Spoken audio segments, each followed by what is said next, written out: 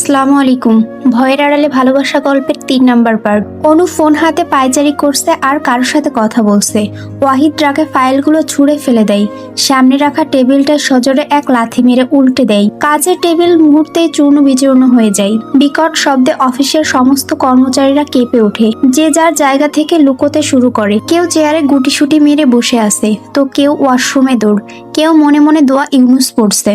না জানি বস কার উপর এত ক্ষেপে আছেন, কার আজকে খতম, টাটা বাই বাই করে দেয়। ওয়াহিদ হন হন করে কেবিন থেকে বেরিয়ে যাওয়ার সময় রাফসানকে বলে গেছেন মিটিং ক্যান্সেল। মিস্টার জয় খান, যিনি ডিলটা নিয়ে এসেছিলেন, তিনি এতে প্রচন্ড রেগে যায়, কিন্তু মুখে প্রকাশ করলো না, কারণ ওয়াহিদের পাওয়ার সম্পর্কে তার ধারণা আছে।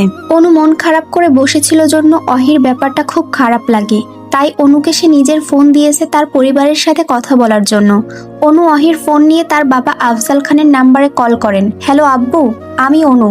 আফজাল খান বিচলিত স্বরে বলে, তুই ঠিক আছিস তো মা? তোর কিছু হয়নি তো? অনু বলে, হ্যাঁ আব্বু, আমি ঠিক আছি। আফজাল খান বলেন, তুই চিন্তা করিস না অনু, আমরা তোকে ঠিক ওখান থেকে বের করব। আমরা অনেক চেষ্টা করছি তোকে ওখান থেকে বের করার, কিন্তু কোনো রাস্তা খুঁজে পাচ্ছি না। পুলিশও নিয়ে গেছিলাম, কিন্তু কাজ হয়নি। অনু বলে, আব্বু এখন মন দিয়ে আমার কথাগুলো শোনো। আমার হাতে বেশি সময় নেই, যে কোনো মুহূর্তে ওয়াহিদ চলে আসবে। আমি এখান থেকে পালানোর রাস্তা খুঁজে পেয়েছি। এদের বাড়ির পেছনে একটা ছোট গেট আছে, আমি ওখান দিয়ে রাতে বের হব। তুমি শুধু গেটের বাইরে অপেক্ষা করবে, কেমন? আফজাল খান বলেন, আচ্ছা মা, সাবধানে কাজ করিস, ওই জানোয়ারটা যেন বুঝতে না পারে। অনু বলে, আচ্ছা এখন ফোন রাখি আব্বু। উনি চলে কথা শেষ না হতেই কেউ ছো মেরে অনুর হাত থেকে ফোনটা কেড়ে নেয়। অনু ভয় পেয়ে যায়। ওয়াহিদের ভয়ঙ্কর রূপ দেখে অনুর ভেতর থেকে কেঁপে ওঠে। অনু ভয়ে পেছাতে থাকলে ওয়াহিদ অনুর বাহু ধরে টেনে নিজের কাছে নিয়ে আসে। আজ অনু ওয়াহিদের মধ্যে ভয়ঙ্কর কিছু দেখতে পাচ্ছে। চোখগুলো লাল হয়ে আছে, রাগে শরীরের রগগুলো ফুলে উঠেছে। ওয়াহিদ অনুর গালে স্লাইড করতে করতে বলে ওঠে, কার সাথে কথা বললে? আব্বুর সাথে। আব্বুর কথা মনে পড়ছিল তো। বাকি কথা বলতে না দিয়ে ওয়াহিদ অনু ঠোঁট জোড়া নিজের ঠোঁটে আঁকড়ে ধরে। শূন্যে ভেসে থাকা অনু ওয়াহিদের কলার খামচে ধরে। এত এগ্রেসিভ ভাবে ওয়াহিদ চুমুতে ডুবে আসছে যে অনু উত্তেজনায় ওয়াহিদের কলারের ফাঁকা জায়গায় নখ বসিয়ে দেয়। সামান্য কেটে গেলেও ওয়াহিদ নড়ে না। ওয়াহিদ অনুকে বিছানায় ধাক্কা মেরে ফেলে দেয়। অনু কেঁপে ওঠে। আজকে যেন অনুকে কেউ বাঁচাতে পারবে না। অনুর কোনো অজুহাত আর ওয়াহিদের কাছে পৌঁছায় না। অনু ভয়ার্ত দৃষ্টিতে ওয়াহিদের দিকে চেয়ে থাকে। ওয়াহিদ অনুকে নিজের বাহুতে আবদ্ধ করে নেয়, চুমু খায় অনুর গালে। অনু আবারও শক্ত করে ওয়াহিদের শার্টের কলার খামচে ধরে। এতে ওয়াহিদ হাসকি দিয়ে অনুর কাছে ফিসফিস করে বলে, ছি, তুমি আমাকে নিজের কাছে টানছো? বেশ দুষ্টু তো তুমি অনু। অনু কিছু বলে না, চোখ বন্ধ করে চুপচাপ ভয়ে ওয়াহিদের শার্ট খামচেই ধরে থাকে। তার কথা অনুর কানে পৌঁছায়নি। ওয়াহিদ অনুকে কিছু বলতে না দেখে আরো উৎসাহ পেয়ে যায়। কন্ট্রোল হারিয়ে মুখ ডুবিয়ে দেয় অনুর গলায়। হুঁশে ফিরে অনু ছোটাছুটি শুরু করে দেয়, কিন্তু ততক্ষণে অনেক দেরি হয়ে যায়। আজকে ওয়াহিদ তার সমস্ত সত্তা দিয়ে অনুকে নিজের করে নেয়। মিশে যায় দুজন অজানা অদ্ভুত এক শিহরণে, ডুবে যায় ভালোবাসা না থাকা অদ্ভুত এক দৃঢ় বন্ধনে। রাত তখন প্রায় 2:30। রাতের নিস্তব্ধতা ভেঙে বাইরে থেকে বৃষ্টির শব্দ ভেসে আসছে। তুমুল ঝড় বাতাসে জানালা ধাক্কাচ্ছে। একটু পরপর মেঘের গর্জন ভেসে আসছে। বেডের নিচে পড়ে আসছে অনুর পরনের সমস্ত পোশাক। উন্মুক্ত শরীরে কমফোর্ট জড়িয়ে অনু বিছানায় গুটিসুটি মেরে বসে আছে। চোখ দুটো শূন্য, নিঃশব্দ কান্নায় ভিজে গেছে তার গাল। বজ্রপাতের শব্দে একটু পরপর চমকে উঠছে। মনে হচ্ছে শরীরটা আছে, কিন্তু প্রাণটা কোথাও হারিয়ে গেছে। ওয়াহিদ বেলকনির দরজার পাশে দাঁড়িয়ে সিগারেটের ধোঁয়া উড়োচ্ছে। অনুর দিকে তাকিয়ে আপন মনে সিগারেটের ধোঁয়া উড়িয়ে দিচ্ছে। চোখে তার অপরাধ বোধের কোনো চিহ্ন মাত্রাও নেই, বরং একরকম শীতল নীরবতা। ওয়াহিদের দৃষ্টি অনুর দিকে থাকলেও সে অনুর অসহায়ত্ব দেখার চেষ্টাও করছে না। অনুর কান্না যেন তার হৃদয়কে একটুও কোমল করে তুলছে না। নরপশুর মতো অনুকে এত অল্প সময়ের মধ্যে 2বার শারীরিক নির্যাতন করেছে। ওয়াহিদ যেন ভুলেই গেছে এটা অনুর প্রথমবার ছিল। অনু ব্যথায় যন্ত্রণায় একটু পরপর কান্না করেই যাচ্ছে। শেষ পর্যন্ত নিজেকে রক্ষা করতে পারল না। স্বামী নামক নরপশুর কাছে যেন অনু বৈধ ধর্ষণ হলো। কিছুক্ষণ নীরবতা থাকার পরে ওয়াহিদ অনুর সামনে আসে। সিগারেট মাটিতে ফেলে পা দিয়ে পিষে দেয়। অনুকে উদ্দেশ্য করে কর্কশ কণ্ঠে বলে ওঠে, যা, তোকে খাঁচায় বেঁধে ফেললাম, আর চাইলেও পালাতে পারবি না। এই ওয়াহিদের জীবনে আসা সহজ, কিন্তু এখান থেকে ফেরার রাস্তা নেই। এখন থেকে তুই শুধু আমার বেড পার্টনার। অনু কিছু বলে না, শুধু ঘৃণায় মুখ অন্যদিকে ঘুরিয়ে নেয়। চোখের কোণে ভাসে অপমান, যন্ত্রণা আর ভয়। এতে অহিত রেগে গিয়ে অনুর চোয়াল শক্ত করে চেপে ধরে, দাঁত চিবিয়ে চিবিয়ে বলে ওঠে, ঘৃণা হচ্ছে তোর আমায়? তুই কি ভাবছিস তোকে আমি ভালোবেসে ছুঁয়ে দিয়েছি? ছ্যাঃ, mark my words, you are just a toy to me. তুই একটা খেলনা, চাইলেই ব্যবহার করব, না চাইলে দেওয়ালে ছুঁড়ে ফেলবো। কথাগুলো বলেই অহিত অনুকে ছেড়ে দেয়। থু। অতিরিক্ত অপমানের কারণে রাগ কন্ট্রোল করতে না পেরে ভুলবশত অনু এক কাণ্ড ঘটিয়ে ফেলে, অহিদের মুখে থুথু দিয়ে ফেলে। মুহূর্তেই অনু অহিদের এক জোড়া লাল চোখ দেখে ভয়ে শুকনো ঢোক গিলল। শরীরে ভালোভাবে কমফোর্ট জড়িয়ে সামান্য পিছিয়ে যায়। অনু ঠিক কত বড় ভুল করেছে তা বুঝতে পেরে ভয়ে থরথর করে কাঁপতে থাকে। প্রচন্ড রাগে অহিদের চোখ অগ্নিকাণ্ডের ন্যায় জল করছে, শরীরের রগগুলো ফুলে বেরিয়ে আসার উপক্রম। অতিরিক্ত রাগে জল সহ কাঁপছে, যেন এই মুহূর্তেই ঝড় উঠতে চলছে। অনু ভয়ে আরো সিটিয়ে যায়। ওয়াহিদ প্রচন্ড রাগে অগ্নি চোখে অনুর দিকে তাকিয়ে সাথে সাথে হাত দুটো চেপে ধরে বিছানার সাথে।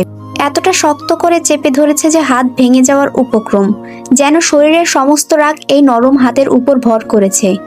অনু এবার ব্যথা সহ্য করতে না পেরে ডুকরে কেঁদে ওঠে।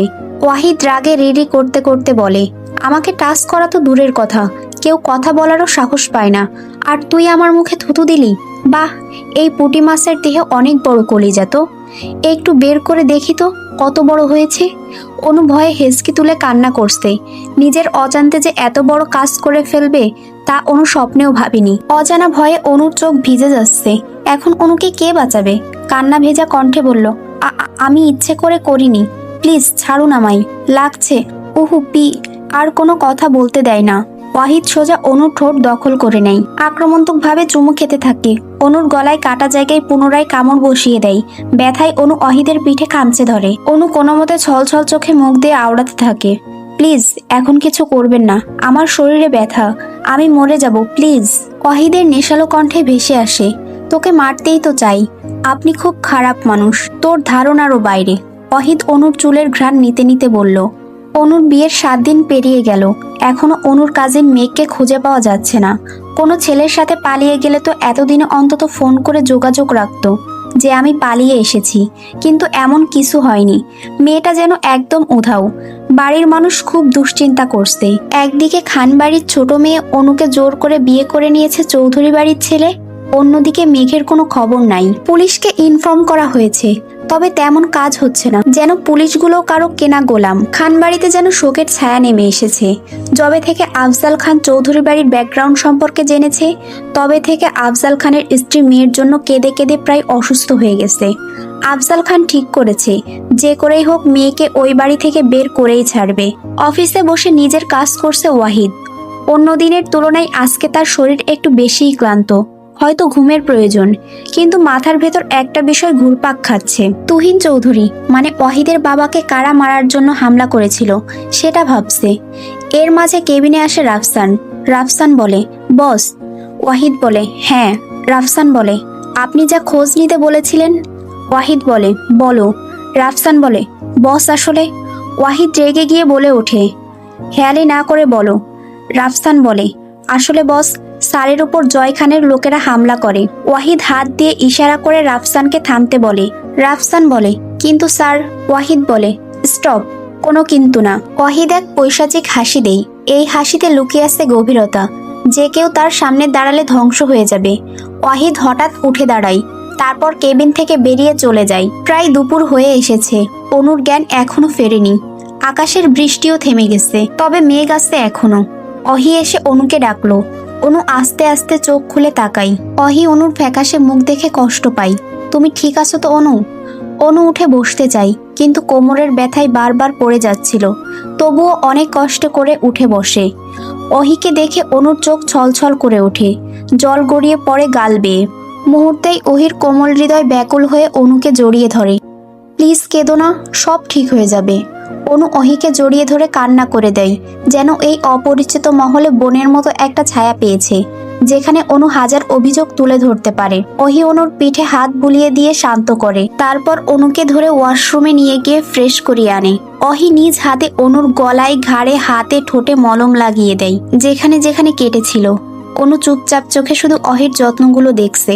সার্ভেন্ট খাবার দিয়ে গেলে অহি নিজ হাতে অনুকে খাইয়ে দেয়, তারপর কিছু মেডিসিন দিয়ে অনুকে ঘুম পাড়িয়ে দেয়, এতে ব্যথা কমে যাবে। ঠিক সন্ধ্যার দিকে অনুর ঘুম ভাঙে। চোখ খুলে দেখে ওয়াহিদ তার পাশে সোফায় বসে ল্যাপটপ টিপছে। ওয়াহিদকে দেখে অনু বিরক্ত হয়। অভিমানে ওয়াহিদকে দেখেও না দেখার ভান করে বিছানা থেকে উঠে দাঁড়ায়। অনু বুঝতে পারে তার শরীরে এখন ব্যথা নেই, অনেকটা সুস্থ হয়ে গেছে, কিন্তু মাথা প্রচন্ড ঝিম ধরে আছে। অনু কপালে হাত দিয়ে দাঁড়িয়ে আছে। ওয়াহিদ একটা মেডিসিনের পাতা অনুর দিকে ধরে বলে, এটা খেয়ে নাও, ভালো লাগবে। তো আজকের পর্বটা এই পর্যন্তই ছিল। নেক্সট পার্ট খুব তাড়াতাড়ি দিব। আপনারা বেশি বেশি করে একটু লাইক কমেন্টস করবেন আর ভালো থাকবেন সবাই। ধন্যবাদ।